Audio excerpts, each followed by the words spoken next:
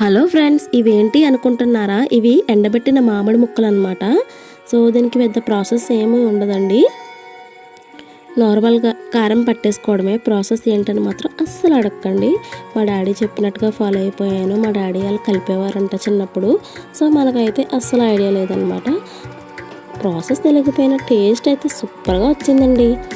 నాకైతే చాలా చాలా బాగా నచ్చింది.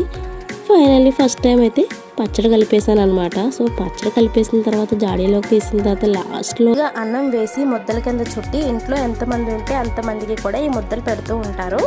సో నాకైతే చాలా ఇష్టం. కానీ మా ఇంట్లో మా డాడీ నేనే కదా ఉన్నాం. సో మేమిద్దరం చెరువు ముద్ద అయితే తినేసామన్నమాట. ఆ రోజైతే పప్పు మామిడికాయ చేసుకున్నాము. అండ్ అందులో కూడా ఈ పచ్చడి వేసుకుని టేస్ట్ చేసాము. టేస్ట్ అయితే చాలా చాలా బాగా వచ్చింది. సో మీకు ఎలా అనిపించింది? నచ్చితే లైక్ చేయండి, షేర్ చేయండి, సబ్స్క్రైబ్ చేయండి, మన ఛానల్ని సపోర్ట్ చేయండి. Thank you for watching. Bye bye.